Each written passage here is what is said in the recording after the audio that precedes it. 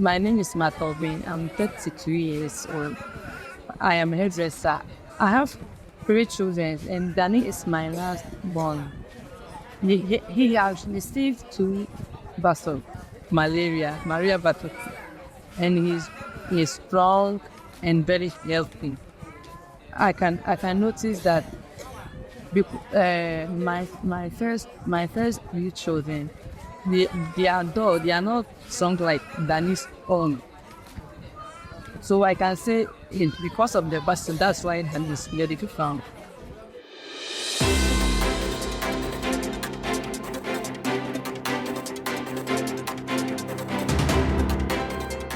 Welcome back to Africa Science Focus, the weekly science and development show from SciDevNet. I am Ogechi Kianyao.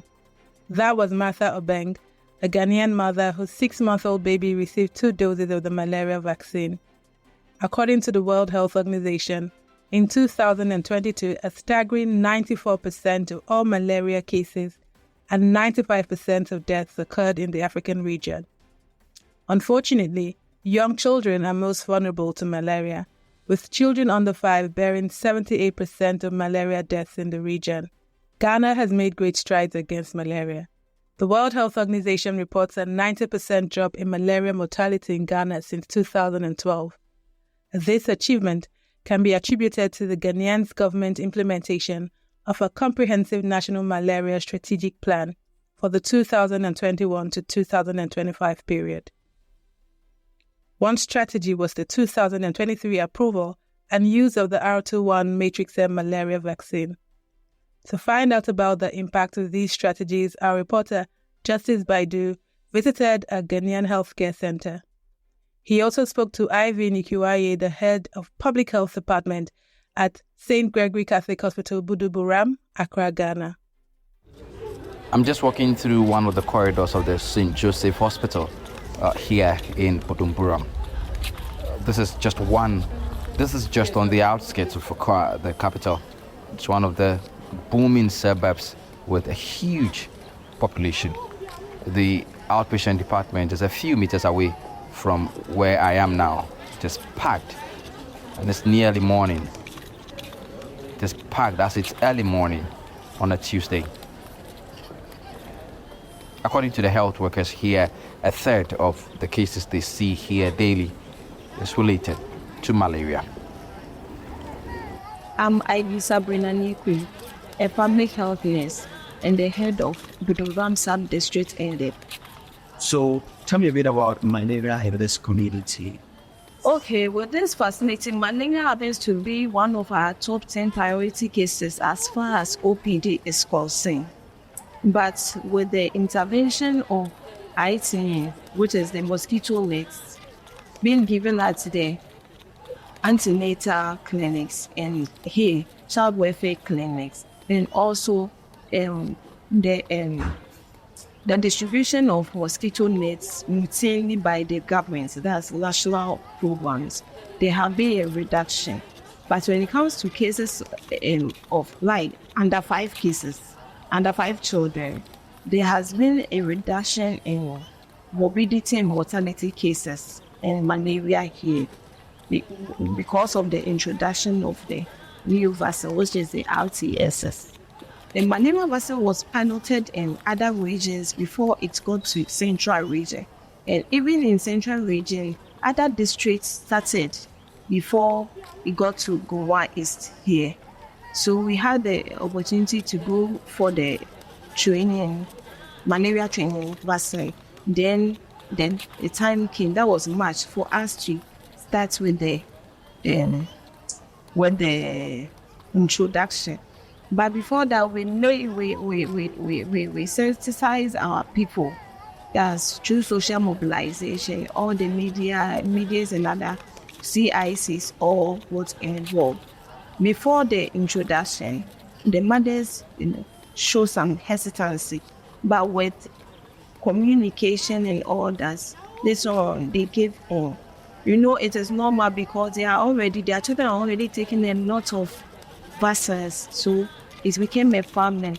But as time goes on, now everybody wants the child to take the vaccine, even though people are not in jail. even want their children to take the vaccines. So for now, all mothers are aware that malaria vaccine is also part of the vaccines that they are taking. Dr. Naziru Tanko Mohammed, the Deputy Programs Manager, Expanded Program on Immunization at the Ghana Health Service, spoke to us about the malaria health burden in Ghana. I'm Dr. Naziru Tanko Mohammed. We, at the national level, basically coordinate and manage the immunization program in Ghana, ensure that there is regular supply of vaccines, plan towards deploying these vaccines to the various regions, districts, facilities, to ensure that our children, in particular pregnant women, and the adult population, by and large, are all protected against vaccine-preventable diseases. So tell me about malaria generally as a country, where we've come from, and why malaria vaccine. Malaria as a disease is one of the vaccine-preventable diseases. The burden of the disease, as we all know, across our various health facilities across the country, it's usually either the number one when you go to our various facilities, the number one condition that they see. And when it comes to death, especially among the children under 5, it is usually a major contributor. There are various interventions that the country has been using to fight against this malaria. The use of the insecticide-treated nets. Then pregnant women, when they are waiting for their ANC, they are given usually the IPTs or the medications that they usually take periodically so that they don't come down with the disease. There are areas that we do is indoor residual spray, where we use chemicals to spray against the mosquitoes. And then various interventions that we've been using over the years. And that has actually brought us far, where up to a point we are thinking of even eliminating malaria in some districts in Greater Accra. And the burden generally has come down significantly, I must say. There are areas we are using what we call the seasonal malaria chemoprevention, where the children are given medicines, anti-malaria drugs, periodically, not that they are sick, but in order to protect them and reduce the burden of the disease among that population. Then moving forward around 2019, as an additional tool to help bring malaria further down, the malaria vaccine was started in Ghana, the deployment started in Ghana as a pilot project. So from 2019 through up to 2023, Ghana piloted the use of the malaria vaccine as an additional tool. And I want to emphasize, we did not stop the use of the other interventions, but in order for it to come and add on to whatever we're doing, to really bring the incidence or the occurrence of malaria further down in children under 5 years, we started to pilot the deployment or the use of the vaccine, malaria vaccine, in these children. In fact, from the positive results that we were getting, by the end of October 2022, thereabout, the WHO recommended that, we could scale up the use of the vaccine, the malaria vaccine, from where we were currently using it to areas where malaria transmission was considered to be moderate to high. This is because the data was showing us significant impact that the vaccine had started showing in the areas that we had started using it. And this pilot program that we started was done alongside Kenya and Malawi. So we were the 3 African countries that started the pilot.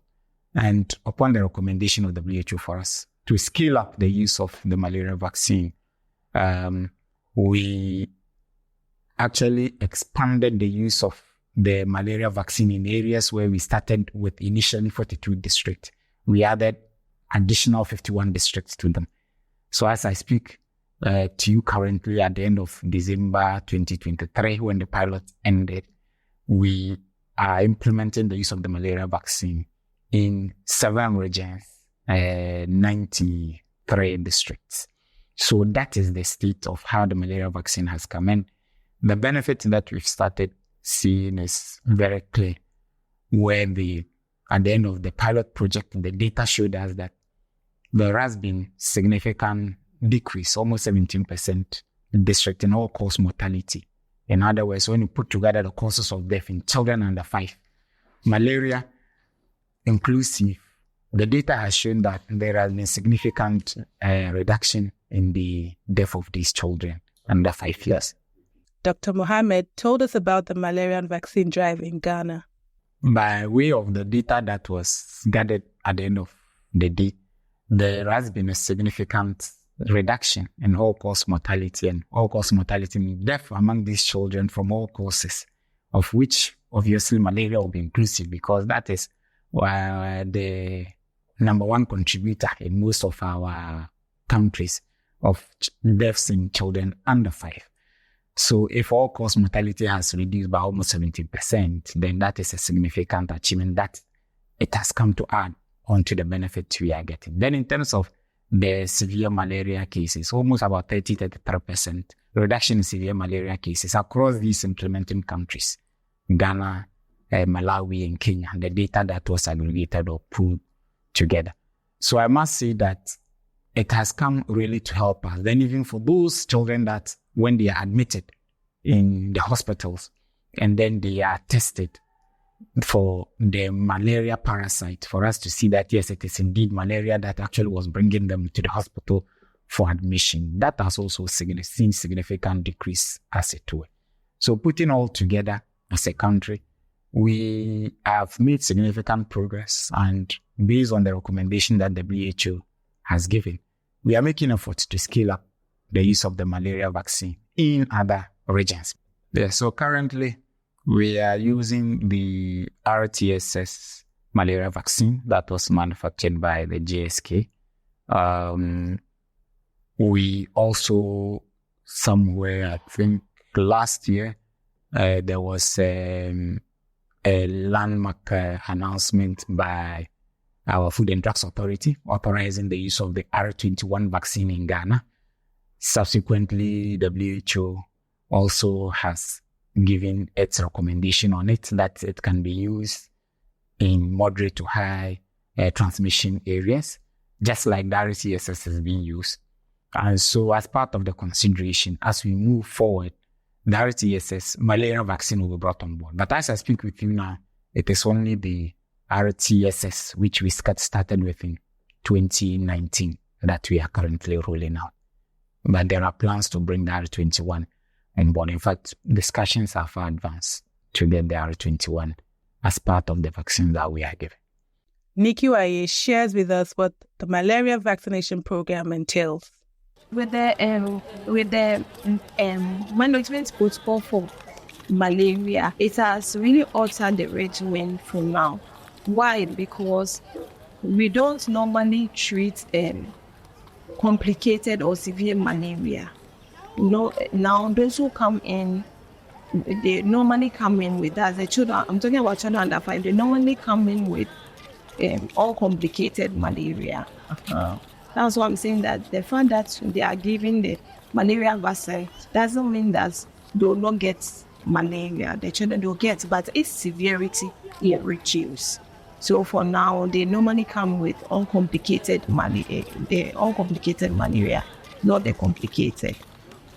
We describe to me any notable difference between issues of managing malaria then, before the introduction of now.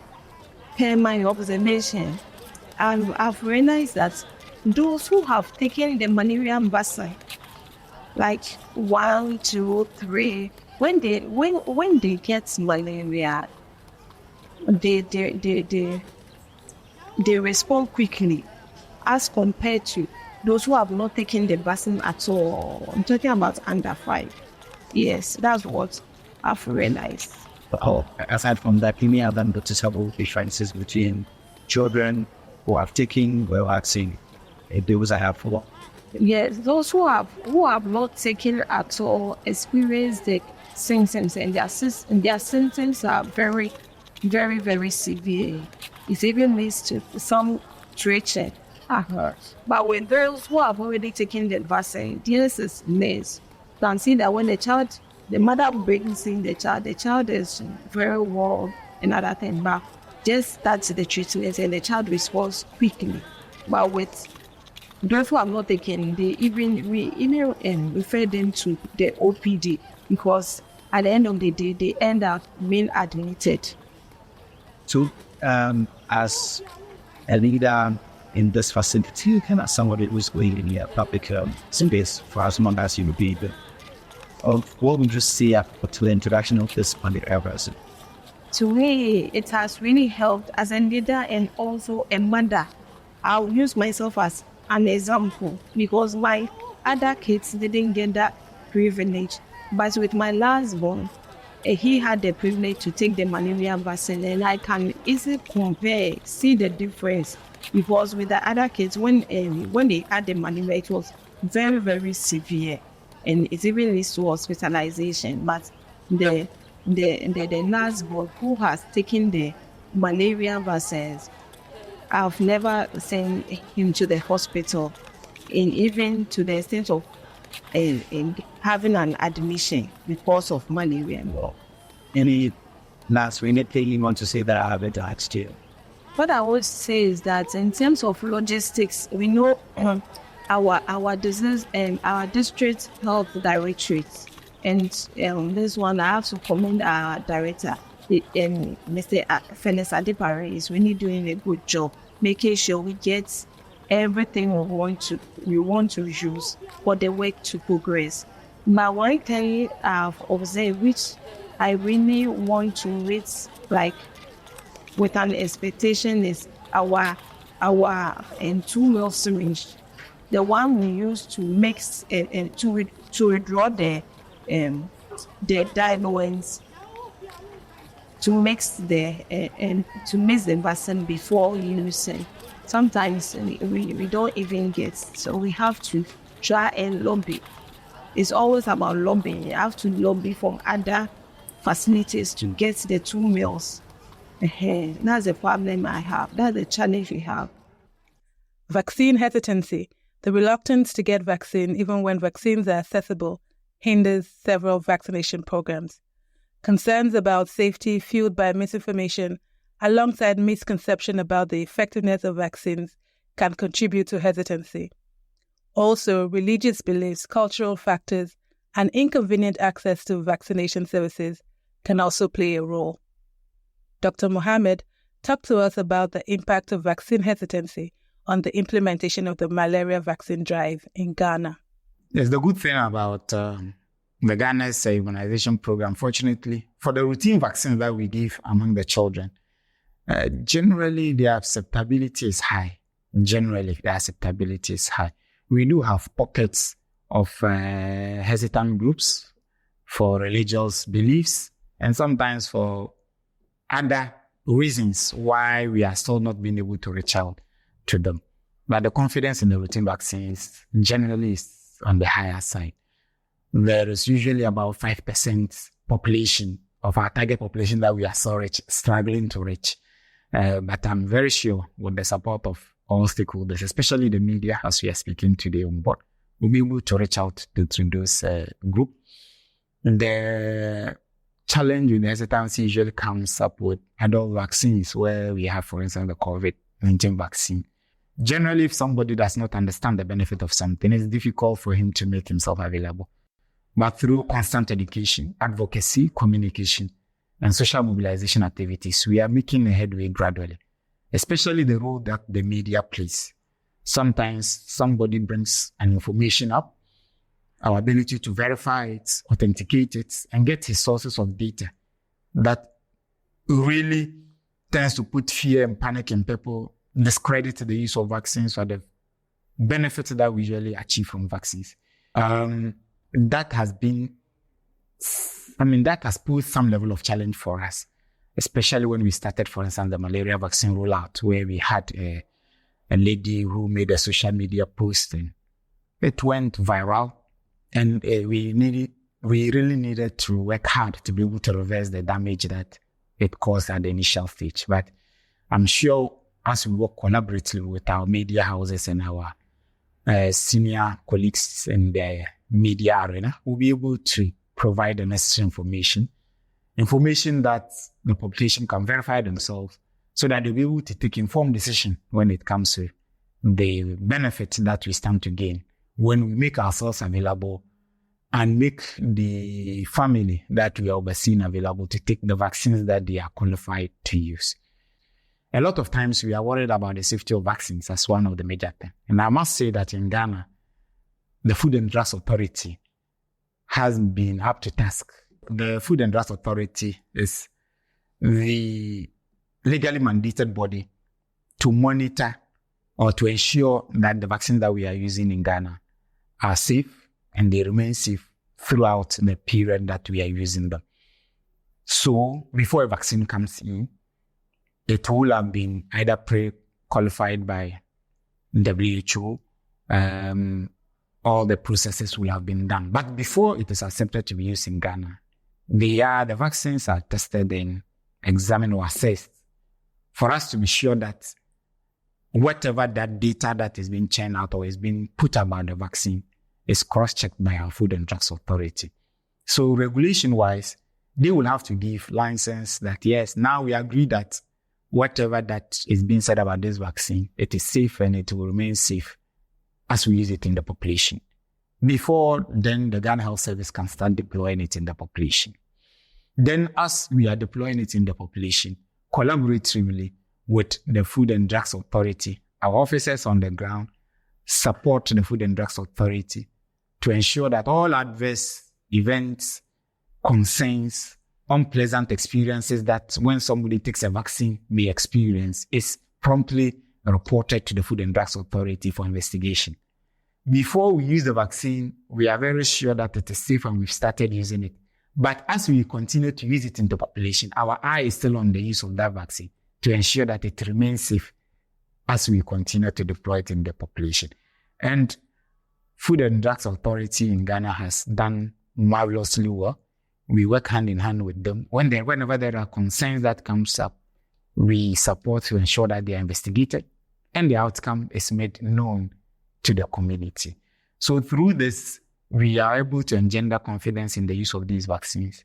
And whenever then others now bring any stories, any reports that are not verifiable, that are not really what is happening on the ground, then the data is available for us to be able to have the discussions as we move on. So I must say that in terms of safety, the service is providing, the Ghana Health Service is providing the services, but we are very, very much concerned about the safety issues that people may have. And our regulator, being the Food and Drugs Authority, is always on point, always steps in whenever such reports come up for us to investigate it to the minutest detail, to come out with whatever the findings are so that we all pick it up from there. Dr. Mohammed also spoke to us about some of the other challenges the vaccine program has faced. In terms of the availability of the vaccine doses, in fact, the initial supply that we had in country were actually supported by donors, our international multilateral partners. But there has been a plan that has been developed for Ghana to be able to get the immunization self-announced. So with this particular plan in place, I think somewhere this week or even next week, there is going to be a meeting of an oversight committee that has been constituted to ensure that this plan actually comes into fruition. All the doses of vaccines that we are using in Ghana, including the malaria vaccine, the cost implication, and the new vaccine that we would like to introduce has been costed accordingly. Plans on how we are going to get the necessary funds has been clearly outlined. And so now it is left with the implementation or the roadmap that we are going to follow. And steps are being taken to ensure that this actually get actualized. The initial issue I raised about the vaccine availability had nothing even to do with even countries' availability to get the funds, because it was about the manufacturing, and the doses that was being manufactured were just not enough to supply globally. So even if you're holding your money, if it has not been manufactured or it's not available, you will not get it to buy. And as a country now, as I'm saying, we are making the plan towards getting us self-sustainable source of funding our vaccines has been drawn. And so just left with the implementation, and the steps towards getting this also done is underway. So with this having assured, then we do not have challenge, because with this other vaccine I spoke about earlier, the R21 vaccine, that one in terms of its availability, we have had some assurance in terms of how regular it is going to be made available for us. And so with the corresponding funding being made available, then we are good to go. As compared to the earlier challenge that I was talking about with the RTSS malaria vaccine, which was generally in short supply globally. And so even that, with even this our current arrangement of ensuring that we are able to ensure self-sustainable financing, you will have the finances, but if the manufacturing is not just flowing in, the supply is not just even available, you will not be able to have it. So I think we are good to go. And hopefully by the end of 2025, we should have been able to bring all the remaining districts, that is about 168 districts remaining, on board to ensure that everybody benefits from the malaria vaccine. And so the call generally is that for the districts where currently we are operating, or for the regions that I chronicled earlier, all caregivers in that region should try and make their children available to receive all the 4 doses of the malaria vaccine as we are currently delivering. If you receive 1 dose and you don't go for the second, third, fourth dose, the child is still not fully protected. If you go for 2 doses, you still not benefit fully. He or she is still at risk of coming down with malaria. But if you avail your child for all the 4 doses, then you will have done the child a lot of good, so that the number one, if you like, cause of hospital attendance, you will have at least guaranteed for your child that when it comes to malaria, by and large, then you have given the child the best that he can have, and he will get that protection by and large, so that at least it will not disrupt his schooling. You yourself, your economic activity will not be distracted, because if the child is admitted, you are unable to also go for your various economic activity you are going to be engaged in. Likewise, the other vaccines that we are delivering, the BCG for tuberculosis, the polio vaccine that we are giving vaccine against meningitis, we are giving vaccine against rotavirus diarrhea, pneumonia, and others. We are calling on all Ghanaians, especially our mothers, who usually will take care of these our children, take them to the various the wean clinics. Let's make them available. And that when they receive all these vaccines, the children are going to be protected against vaccine-preventable diseases. The early deaths, the under 5 mortality, and the 5 deaths that we are recording, it will come down, and our children will grow and be the future leaders that we are expecting them to be. It is sad to lose children because of these diseases that we can use vaccines to prevent.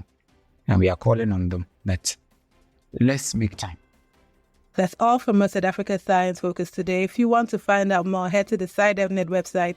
That's www.scidev.net. Today's show was produced by Alice Hurst, with editing by Titi Lokpefadari and Ogechie Kianyao, and reporting by Justice Baidoo. I'm Ogechie Kianyao. Until next time, goodbye.